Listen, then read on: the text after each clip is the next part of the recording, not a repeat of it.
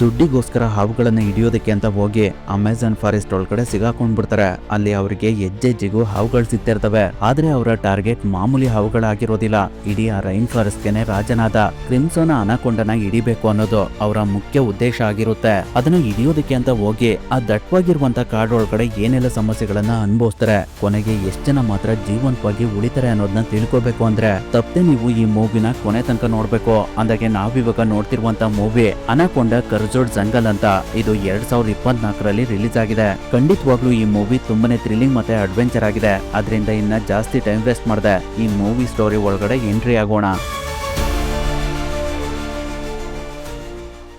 Movie ಶುರುವಾದಾಗ ಸ್ವಲ್ಪ ಜನಗಳು ಭಯಾನಕ ಫಾರೆಸ್ಟ್ ಒಳಗಡೆ ಹಾವುಗಳನ್ನ ಹಿಡಿಯೋದಕ್ಕೆ ಅಂತ ಹೋಗ್ತಿರ್ತಾರೆ. ಆ ಜಾಗ ಎಷ್ಟು ಡೇಂಜರಸ್ ಆಗಿರುತ್ತೆ ಅಂದ್ರೆ ಹೆಜ್ಜೆ ಹೆಜ್ಜೆಗೂ ಹಾವುಗಳು ಸಿಗ್ತಿರ್ತವೆ. ಈ ಭಯಾನಕ ಕಾಡಲ್ಲಿ ಅತ್ಯಂತ ಕ್ರೂರ ಮತ್ತೆ ದೈತ್ಯಕಾರದ ಅನಾಕೊಂಡ ಹಾವುಗಳು ಕಂಡ್ಬರ್ತವೆ.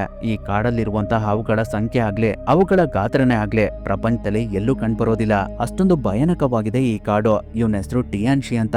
ಇವನು ಈ ಕಾಡಲ್ಲಿರುವಂತ ಅತ್ಯಂತ ದೈತ್ಯಕಾರದ ಹಾವನ್ನ ಹಿಡಿಬೇಕು ಅಂತ ಬಂದಿರ್ತಾನೆ. ಅವನ ಜೊತೆ ಇನ್ನೂ 3 ಜನ ಇರ್ತಾರೆ. ಅವ್ರಗಳಲ್ಲಿ ಒಬ್ಬ ಟಿಯಾನ್ಗೆ ನನಗೆ ಈ ಕೆಲಸದಲ್ಲಿ 50% ಲಾಭ ಬೇಕು ಅಂತ ಹೇಳ್ತಿರ್ತಾನೆ.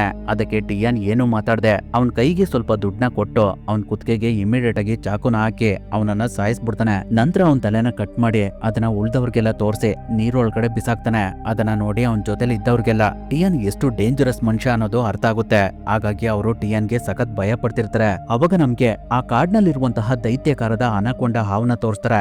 ನಂತರ ಅವ್ರುಗಳು ಹಾಗೆ ಕಾಡೊಳಗಡೆ ಹೋಗ್ತಿರ್ಬೇಕಾದ್ರೆ ಒಂದು ಜಾಗದಲ್ಲಿ ಅವರಿಗೆ ತುಂಬಾ ತಲೆಗಳಿರುವಂತಹ ಒಂದು ಹಾವಿನ ಪ್ರತಿಮೆ ಕಾಣಿಸುತ್ತೆ.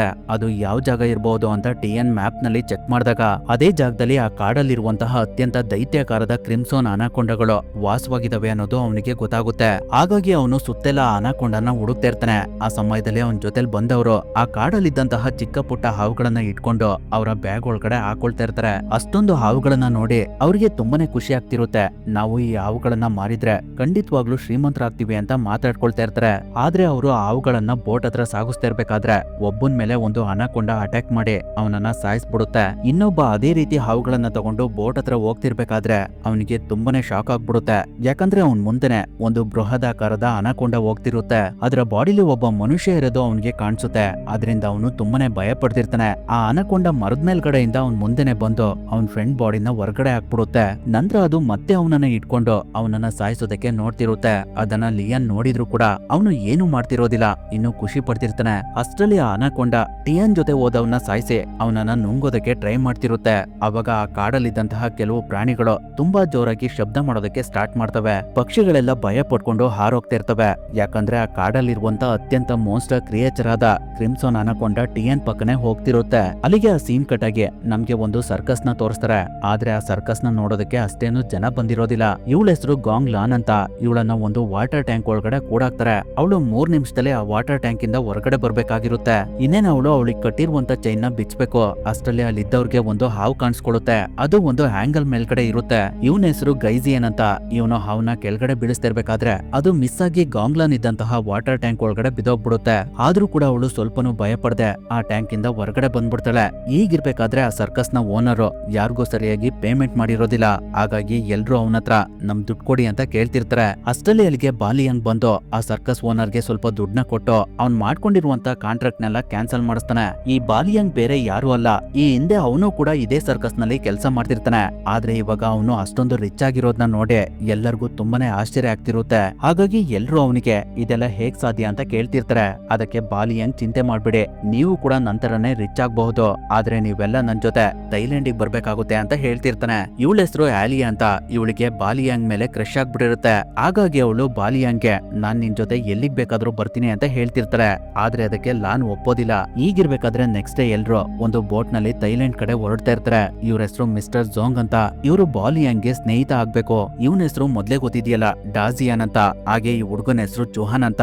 ಎಲ್ರು ಇನ್ನೇನ್ ಅಲ್ಲಿಂದ ಹೊರಡ್ಬೇಕು. ಅಷ್ಟರಲ್ಲಿ ಅಲ್ಲಿಗೆ ಲಾನ್ ಕೂಡ ಬರ್ತಾಳೆ. ಯಾಕಂದ್ರೆ ಅವಳಿಗೂ ಕೂಡ ದುಡ್ಡಿನ ಅವಶ್ಯಕತೆ ತುಂಬಾನೇ ಇರುತ್ತೆ. ಅವ್ರುಗಳೆಲ್ಲ ಬಾಲಿಯಾಂಗ್ ಥೈಲ್ಯಾಂಡ್ಗೆ ಯಾವುದೋ ಒಂದು ಶೋಗೋಸ್ಕರ ಕರ್ಕೊಂಡು ಹೋಗ್ತಾ ಇದ್ದೇನೆ ಅಂತ ಅನ್ಕೊಂಡಿರ್ತಾರೆ. ಆದ್ರೆ ಮುಂದೆ ಏನಾಗುತ್ತೆ ಅಂತ ನೀವೇ ನೋಡಿ. ಇವ್ರ ಹೆಸರು ಸಾಲಿಯಾ ಅಂತ. ಇವರು ಬೋಟ್ ನ ಡ್ರೈವರ್ ಆಗಿ ಕೆಲಸ ಮಾಡ್ತಿರ್ತಾರೆ. ಈಗಿರ್ಬೇಕಾದ್ರೆ ಬಾಲಿಯನ್ ಬೋಟ್ ನ ವಾಶ್ರೂಮ್ ಒಳಗಡೆ ಬಂದು ಅವರ ಬಿಗ್ ಬ್ರದರ್ ಗೆ ಕಾಲ್ ಮಾಡಿ ಡೋಂಟ್ ವರಿ ಬ್ರದರ್, ಡೆಲಿವರಿ ನೀವ್ ಹೇಳಿದ ಟೈಮ್ಗೆ ಆಗುತ್ತೆ ಅಂತ ಹೇಳ್ತಿರ್ತಾನೆ. ಅಷ್ಟರಲ್ಲಿ ಅವನ್ ಫೋನು ನೀರ್ ಒಳಗಡೆ ಬಿದೋಗ್ಬಿಡುತ್ತೆ. ನೆಕ್ಸ್ಟ್ ಡೇ ಅವ್ರುಗಳು ಹಾಗೆ ಮುಂದೆ ಹೋಗ್ತಿರ್ಬೇಕಾದ್ರೆ ಆ ನದಿ ಮಧ್ಯೆ ಒಂದು ಬೋಟು ಕ್ರಾಶ್ ಆಗ್ಬಿಟ್ಟಿರುತ್ತೆ. ಅದರಿಂದ ಇವ್ರುಗಳಿಗೆ ಮುಂದೆ ಹೋಗೋದಕ್ಕೆ ದಾರಿ ಇರೋದಿಲ್ಲ. ಅದನ್ನ ನೋಡಿ ಬಾಲಿಯಂಗ್ ತುಂಬಾ ಗಾಬರಿಯಿಂದ ನಾವು ಇನ್ನ ಒಂದಿಂದಲೇ ಹೋಗ್ಬೇಕು, ನಮ್ಗೋಸ್ಕರ ಡೀಲರ್ ಕಾಯ್ತಾ ಇರ್ತಾರೆ ಅಂತ ಹೇಳ್ತಿರ್ತಾನೆ.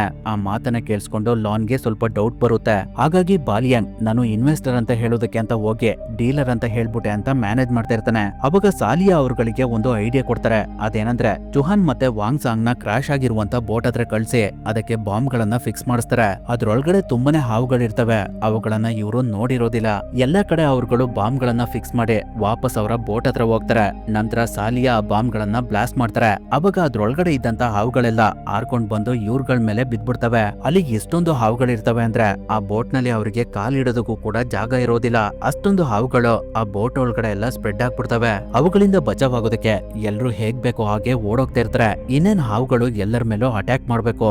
ಅಷ್ಟರಲ್ಲಿ ಲಾನ್ ಒಂದು ವಾಟರ್ ಗನ್ನ ತಗೊಂಡು ಅಲ್ಲಿದ್ದಂತ ಹಾವುಗಳಿಗೆಲ್ಲ ಫೋರ್ಸ್ ಆಗಿ ನೀರ್ ಬಿಟ್ಟು ಅವುಗಳೆಲ್ಲ ಬೋಟ್ ಇಂದ ಹೊರಗಡೆ ಹೋಗೋ ತರ ಮಾಡ್ತಾಳೆ.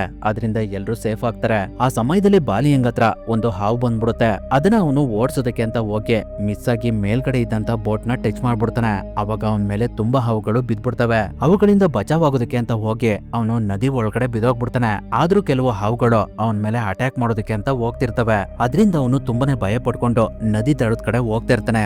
ಆದ್ರೆ ಆ ನದಿ ದಡದಲ್ಲೂ ಕೂಡ ಒಂದು ಹಾವಿರುತ್ತೆ. ಅದು ಇನ್ನೇನು ಅವನ ಮೇಲೆ ಅಟ್ಯಾಕ್ ಮಾಡ್ಬೇಕು.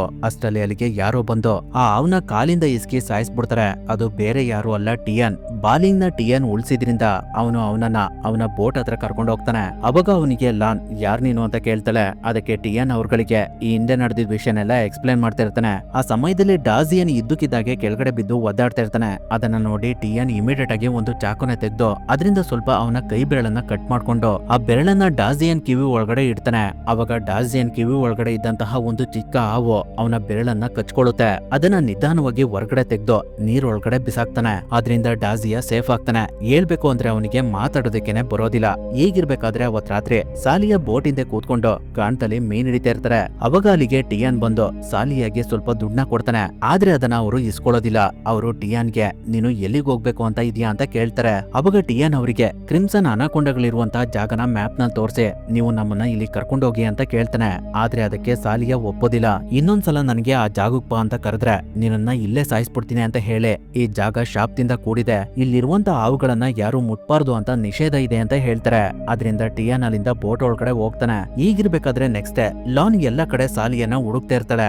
ಆದ್ರೆ ಅವರು ಎಲ್ಲೂ ಇರೋದಿಲ್ಲ. ಹಾಗಾಗಿ ಅವಳು ಅವರನ್ನ ಹುಡುಕ್ತಾ ಬೋಟ್ ಇಂದ ಬಂದಾಗ ಅಲ್ಲಿ ಟಿಯನ್ ಫಿಶ್ ಕ್ಲೀನ್ ಮಾಡ್ತಾ ಇರ್ತಾನೆ.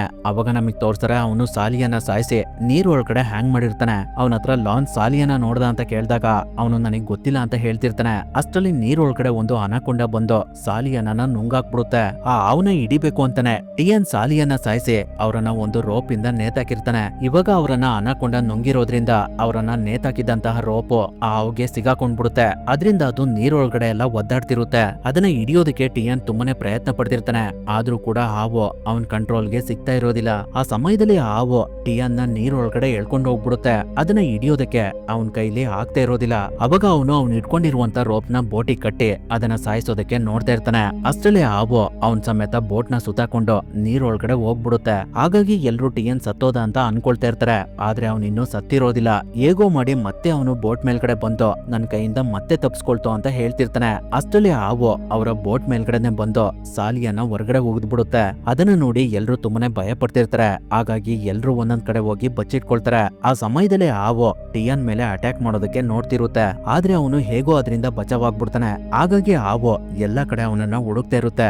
ಎಲ್ರು ಒಂದೊಂದ್ ಕಡೆ ಬಚ್ಚಿಟ್ಕೊಂಡಿರೋದ್ರಿಂದ ಆ ಹಾವಿಗೆ ಯಾರು ಕಾಣಿಸ್ತಾ ಇರೋದಿಲ್ಲ. ಹಾಗಾಗಿ ಅದು ಇಡೀ ಬೋಟ್ ನೆಲ್ಲ ಹುಡುಕ್ತಾ ಇರುತ್ತೆ. ಆ ಟೈಮ್ ನಲ್ಲಿ ಅದು ಕಾಕ್ಪಿಟ್ ಹತ್ರ ಬಂದಾಗ ಅಲ್ಲಿ ಅದಕ್ಕೆ ಲಾನ್ ಕಾಣಿಸ್ಕೊಳ್ತಾಳೆ. ಅದರಿಂದ ಅದು ಅವಳ ಮೇಲೆ ಅಟ್ಯಾಕ್ ಮಾಡೋದಕ್ಕೆ ಅಂತ ಹೋಗ್ತಿರುತ್ತೆ.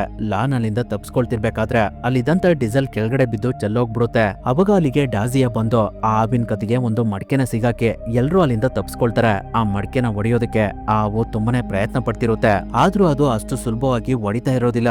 ಅಷ್ಟೊಂದು ಸ್ಟ್ರಾಂಗ್ ಆಗಿರುತ್ತೆ ಆ ಮಡಿಕೆ. ಆದ್ರೂ ಅದು ಹೇಗೋ ಮಾಡಿ ಆ ಮಡಿಕೆನ ಹೊಡೆದು ಬೋಟ್ ಮೇಲ್ಗಡೆ ಬಂದು ಬಂದ್ಬಿಡುತ್ತೆ. ಆ ಸಮಯನ ಯೂಸ್ ಮಾಡ್ಕೊಂಡು ಟಿಯಾನ್ ಅವನ ಒಂದು ಹಗ್ಗದಿಂದ ಕಟಾಕ್ಬಿಡ್ತಾನೆ. ಆದ್ರೆ ಅಷ್ಟರಲ್ಲಿ ಕಾಕ್ಪಿಟ್ ಹತ್ರ ಬಿದ್ದಿದ್ದಂತಹ ಡೀಸೆಲ್ಗೆ ಬೆಂಕಿ ಬಿದ್ದು ಅದು ಅಲ್ಲೇ ಪಕ್ಕದಲ್ಲಿದ್ದಂತಹ ಬಾಂಬ್ಗಳಿಗೆ ಟಚ್ ಆಗ್ಬಿಡುತ್ತೆ. ಅದರಿಂದ ಎಲ್ಲಾ ಬಾಂಬ್ಗಳು ಬ್ಲಾಸ್ಟ್ ಆಗೋದಕ್ಕೆ ಸ್ಟಾರ್ಟ್ ಆಗ್ತವೆ. ಹಾಗಾಗಿ ಇಡೀ ಬೋಟ್ ಎಲ್ಲ ಪೀಸ್ ಪೀಸ್ ಆಗ್ತಿರುತ್ತೆ. ಅದನ್ನ ನೋಡಿ ಟಿಯಾನ್ ಅವನ ಅಲ್ಲೇ ಬಿಟ್ಟು ನೀರೊಳಗಡೆ ಜಂಪ್ ಮಾಡ್ತಾನೆ. ಬೋಟ್ ನ ಎಲ್ಲಾ ಕಡೆ ಬೆಂಕಿ ಬಿದ್ದಿರೋದ್ರಿಂದ ಎಲ್ರು ಬೋಟ್ ನ ಬಿಟ್ಟು ದಡಕ್ ಬಂದು ಸೇರ್ಕೊಳ್ತಾರೆ. ಅದೃಷ್ಟಕ್ಕೆ ಯಾರಿಗೂ ಏನೂ ಆಗಿರೋದಿಲ್ಲ. ಅವಾಗ ಬಾಲಿಯನ್ ನನ್ನ ಪ್ಲಾನ್ ಎಲ್ಲ ವೇಸ್ಟ್ ಆಯ್ತು ಅಂತ ತುಂಬಾ ದುಃಖ ಪಡ್ತಿರ್ತಾನೆ. ಅವನು ಎಲ್ಲರನ್ನೂ ಕರ್ಕೊಂಡೋಗಿ ಒಬ್ಬ ಡೀಲರ್ಗೆ ಮಾರ್ಬೇಕು ಅಂತ ಇರ್ತಾನೆ. ಆದ್ರೆ ಅದು ಯಾರಿಗೂ ಗೊತ್ತಿರೋದಿಲ್ಲ. ಅವಾಗ ಲಾನ್ ಟಿಯಾನ್ಗೆ ನಿನ್ನಿಂದನೇ ನಮ್ಮ ಬೋಟ್ ಎಲ್ಲ ಹಾಳಾಯ್ತು, ಇವಾಗ ನಾವು ಇಲ್ಲಿಂದ ಹೇಗ್ ಹೋಗೋದು ಅಂತ ಬೈತಾ ಇರ್ತಾಳೆ. ಅದಕ್ಕೆ ಅವನು ಯಾರು ಚಿಂತೆ ಮಾಡ್ಬಿಡಿ, ನನ್ನ ಹತ್ರ ಒಂದು ದಾರಿ ಇದೆ ಅಂತ ಹೇಳ್ತಾ ಮ್ಯಾಪ್ ನಲ್ಲಿ ಅವನು ಈ ಹಿಂದೆ ಹೋದಂತಹ ದಾರಿನ ತೋರಿಸಿ ಇಲ್ಲಿ ನನ್ನ ಬೋಟ್ ಇದೆ, ಇಲ್ಲಿಗ್ ನಾವೇನಾದ್ರೂ ಹೋದ್ರೆ ಆ ಬೋಟ್ ನಮಗ್ ಸಿಗುತ್ತೆ ಅಂತ ಹೇಳ್ತಾನೆ. ಆ ಮಾತನ್ನ ಕೇಳಿ ಬಾಲಿಯಂಗ್ ಅವನಿಗೆ ಜಲ್ದಿ ನಮ್ಮನ್ನ ಅಲ್ಲಿ ಕರ್ಕೊಂಡು ಹೋಗು ಅಂತ ಹೇಳ್ತಿರ್ತಾನೆ. ಆದ್ರೆ ಲಾನ್ ಮಾತ್ರ ಅವನ ಜೊತೆ ಹೋಗೋದಕ್ಕೆ ಒಪ್ತಾ ಇರೋದಿಲ್ಲ. ಅಷ್ಟಲ್ಲೇ ಆಲಿಯಾ ನನ್ನ ಕತ್ತು ತುಂಬಾನೇ ಉರಿತಿದೆ ಅಂತ ಹೇಳ್ತಿರ್ತಾಳೆ. ಅದರಿಂದ ಅವಳ ಕತ್ತನ್ನ ಚೆಕ್ ಮಾಡಿದಾಗ ಅವಳ ಕುತ್ತಿಗೆಯಲ್ಲಿ ರ್ಯಾಶಸ್ ತರ ಆಗಿರುತ್ತೆ. ಅದನ್ನ ನೋಡಿ ಟಿಯಾನ್ ಇದು ವಿಷಪೂರಿತ ಜೇನಿನ ನೊಣಗಳು ಕಚ್ಚಿರೋದು, ಇದರಲ್ಲಿ ತುಂಬಾನೇ ಬ್ಯಾಕ್ಟೀರಿಯಾಸ್ ಗಳಿರ್ತವೆ. 48 ಗಂಟೆಗಳಲ್ಲಿ ಇದಕ್ಕೆ ಆಂಟಿಬಯೋಟಿಕ್ಸ್ ನ ಕೊಡ್ಲಿಲ್ಲ ಅಂದ್ರೆ ಇವಳಿಗೆ ಏನ್ ಬೇಕಾದ್ರೂ ಆಗ್ಬಹುದು. ನೀವು ನನ್ನನ್ನ ನಂಬಿ ಇಲ್ಲ ಬಿಡಿ, ಆದ್ರೆ ನನ್ನ ಬೋಟ್ ನಲ್ಲಿ ಇದಕ್ಕೆ ಆಂಟಿಬಯೋಟಿಕ್ ಇದೆ ಅಂತ ಹೇಳ್ತಾನೆ. ಅದರಿಂದ ಎಲ್ರು ಟಿಯಾನ್ ಹೇಳಿದ ಕಡೆನೆ ಹೋಗ್ತಾರೆ. ಹಾಗೆ ಅವ್ರುಗಳು ಹೋಗ್ತಿರ್ಬೇಕಾದ್ರೆ ಎಲ್ಲರಿಗೂ ಸುಸ್ತಾಗ್ಬಿಡುತ್ತೆ. ಅದರಿಂದ ಎಲ್ರು ಒಂದು ಜಾಗದಲ್ಲಿ ಕೂತ್ಕೊಂಡು ರೆಸ್ಟ್ ಮಾಡ್ತಿರ್ತಾರೆ. ಅವಾಗ ಟಿಯಾನ್ ಎಲ್ಲರಿಗೂ ಇಲ್ಲಿರುವಂತ ನೀರ್ನ ಯಾರು ಕುಡಿಬೇಡಿ, ಇದ್ರಲ್ಲಿ ಕೆಲವು ಬ್ಯಾಕ್ಟೀರಿಯಾಸ್ ಗಳಿರ್ತವೆ, ಅವು ನಮ್ಮ ಬಾಡಿ ಒಳಗಡೆ ಹೋದ್ರೆ ಅವರು ಮೆಂಟಲ್ ಗಳ ತರ ಆಗ್ಬಿಡ್ತಾರೆ ಅಂತ ಹೇಳ್ತಿರ್ತಾನೆ. ಹಾಗೆ ಅವನು ಅಲ್ಲೇ ಒಂದು ಹಾವನ್ನ ಹಿಡಿದು ನಮ್ಗೆ ಇವತ್ತಿನ ಊಟ ಇದೆ ಅಂತ ಹೇಳಿ ಅದರ ಚರ್ಮನ ತೆಗೆದು ಅದರ ಹಸಿ ಮಾಂಸನ ಹಾಗೆ ತಿಂತಾ ಇರ್ತಾನೆ. ಅದನ್ನ ನೋಡಿ ಎಲ್ರು ಇವನು ಕಾಟ್ ಪ್ರಾಣಿ ಇರ್ಬಹುದು ಅಂತ ಮಾತಾಡ್ಕೊಳ್ತಾ ಇರ್ತಾರೆ. ಅಷ್ಟರಲ್ಲಿ ಅಲ್ಲಿಗೆ ಒಂದು ಅನಾಕೊಂಡ ಬಂದು ಚುಹಾನ್ ಅಲ್ಲಿಂದ ಎಳ್ಕೊಂಡು ಹೋಗ್ಬಿಡುತ್ತೆ. ಅದನ್ನ ನೋಡಿ ಟಿಯಾನ್ ಒಂದು ಚೂಪಾದ ಕೋಲಿಂದ ಅದಕ್ಕೆ ಚುಚ್ಬಿಡ್ತಾನೆ. ಅದರಿಂದ ಹಾವು ಚುಹಾನ್ ಅಲ್ಲೇ ಬಿಟ್ಟು ಹೋಗ್ಬಿಡುತ್ತೆ. ವಾಂಗ್ ಸಾಂಗ್ ಬೇರೆ ಇನ್ಫೆಕ್ಷನ್ ಆಗ್ಬಿಟ್ಟಿರುತ್ತೆ, ಯಾಕಂದ್ರೆ ಅವನು ಅಲ್ಲಿ ಹರಿತಿದ್ದಂತಹ ನೀರ್ನ ಕುಡ್ದಿರ್ತಾನೆ. ಈಗಿರ್ಬೇಕಾದ್ರೆ ಎಲ್ರು ಅವತ್ ರಾತ್ರಿ ಒಂದು ಜಾಗದಲ್ಲಿ ಉಳ್ಕೊಂಡಿರ್ತಾರೆ. ಆ ಜಾಗದಲ್ಲಿ ಎಲ್ರು ರೆಸ್ಟ್ ಮಾಡ್ತಿರ್ಬೇಕಾದ್ರೆ ಟಿಯಾನ್ ಮ್ಯಾಪ್ ನ ಇಟ್ಕೊಂಡು ಹೇಗಾದ್ರೂ ಮಾಡಿ ಕ್ರಿಮ್ಸನ್ ಅನಾಕೊಂಡನ ಹಿಡಿಬೇಕು ಅಂತ ಅನ್ಕೊಳ್ತಾ ಇರ್ತಾನೆ. ಅವನನ್ನ ನೋಡಿ ಬಾಲಿಯನ್ ಬ್ರದರ್ ನಿಮ್ಮ ಟಾರ್ಗೆಟ್ ತುಂಬಾನೇ ದೊಡ್ಡದಾಗಿದೆ, ಇದನ್ನ ನೀವು ಹಿಡಿದ್ರೆ ಎಷ್ಟಣ ಸಿಗುತ್ತೆ ಅಂತ ಕೇಳ್ತಾನೆ. ಅದಕ್ಕೆ ಟಿಯಾನ್ ಈ ಹಾವು ಅಂತಿಂತ ಹಾವಲ್ಲ, ಈ ರೈನ್ ಫಾರೆಸ್ಟ್ ನಲ್ಲಿ ಕಂಡ್ಬರುವಂತ ಟಾಪ್ ಕ್ರಿಯೇಚರ್, ಇದನ್ನ ಹಿಡಿದ್ರೆ ದುಡ್ಡಿನ ಸುರಿಮಳನೆ ಆಗುತ್ತೆ ಅಂತ ಹೇಳ್ತಿರ್ತಾನೆ. ಆ ಮಾತನ್ನ ಕೇಳಿ ಬಾಲಿಯನ್ ನನ್ನನ್ನು ನಿಮ್ ಜೊತೆ ಪಾರ್ಟ್ನರ್ ಆಗಿ ಸೇರ್ಸ್ಕೊಳ್ಳಿ ಅಂತ ಕೇಳ್ತಾನೆ. ಅವಾಗ ಟಿಯಾನ್ ಅವನಿಗೆ ಈ ಹಾವನ್ನ ಹಿಡಿಯೋದು ಅಷ್ಟೊಂದು ಸುಲಭ ಅಲ್ಲ, ಅದನ್ನ ಫೇಸ್ ಮಾಡೋದಕ್ಕೂ ಗುಂಡಿಗೆಯಲ್ಲಿ ದಮ್ ಇರ್ಬೇಕು, ಆ ದಮ್ ನಿನ್ನಲ್ಲಿ ಇದೆಯಾ ಅಂತ ಕೇಳ್ತಾನೆ. ಅದಕ್ಕೆ ಅವನು ಬ್ರದರ್ ನನ್ಗೆ ಇದೇನ್ ಹೊಸ್ತಲ್ಲ, ಇಲ್ಲಿರೋರ್ನೆಲ್ಲ ನಾನು ಮಾರೋದಕ್ಕೆ ಅಂತ ಕರ್ಕೊಂಡ್ ಬಂದಿದ್ದೀನಿ, ಅದು ಅವ್ರಿಗೇನೆ ಗೊತ್ತಿಲ್ಲ, ಒಂದ್ಸಲ ಚಾನ್ಸ್ ಕೊಟ್ಟು ನೋಡಿ ಅಂತ ಹೇಳ್ತಿರ್ತಾನೆ. ಅದೇ ಸಮಯದಲ್ಲಿ ಮಿಸ್ಟರ್ ಝಾಂಗ್ಗೆ ಎಚ್ಚರಿಕೆ ಆಗ್ಬಿಡುತ್ತೆ. ಅವಾಗ ಅವನ ಕಸಿನ್ ಬ್ರದರ್ ಆದ ವಾಂಗ್ ಸಾಂಗ್ ಅಲ್ಲಿ ಇರೋದಿಲ್ಲ, ಯಾಕಂದ್ರೆ ಅವನಿಗೆ ಇನ್ಫೆಕ್ಷನ್ ಆಗಿರೋದ್ರಿಂದ ಅವನು ಕಾಡ್ ಒಳಗಡೆ ನಡ್ಕೊಂಡು ಹೋಗ್ತಾ ಇರ್ತಾನೆ. ಅವನನ್ನ ಹುಡುಕೊಂಡು ಮಿಸ್ಟರ್ ಝಾಂಗ್ ಅವನಿರುವಂತಹ ಜಾಗಕ್ಕೆ ಬಂದು ಅವನನ್ನ ಅಲ್ಲಿಂದ ವಾಪಸ್ ಕರ್ಕೊಂಡು ಹೋಗೋದಕ್ಕೆ ನೋಡ್ತಾ ಇರ್ತಾನೆ. ಆದ್ರೆ ಅವನು ಟಿಯಾನ್ ಹೇಳ್ದಾಗಿನೆ ಹುಚ್ಚುನ್ ತರ ಬಿಹೇವ್ ಮಾಡ್ತಿರ್ತಾನೆ. ಅವನ ಮೂಗೊಳಗಡೆಯಿಂದ ಬ್ಯಾಕ್ಟೀರಿಯಾಸ್ ಗಳು ಹೊರಗಡೆ ಬರ್ತಿರ್ತವೆ. ಅದನ್ನ ನೋಡಿ ಮಿಸ್ಟರ್ ಝಾಂಗ್ಗೆ ವಾಂಗ್ ಜಿಯಾಂಗ್ಗೆ ಇನ್ಫೆಕ್ಷನ್ ಆಗಿದೆ ಅನ್ನೋದು ಗೊತ್ತಾಗುತ್ತೆ. ಅಷ್ಟರಲ್ಲಿ ಅಲ್ಲಿಗೆ ಒಂದು ಅನಾಕೊಂಡ ಬಂದು ವಾಂಗ್ ಸಾಂಗ್ ಮೇಲೆ ಅಟ್ಯಾಕ್ ಮಾಡಿ ಅವನನ್ನ ಸಾಯಿಸ್ಬಿಡುತ್ತೆ.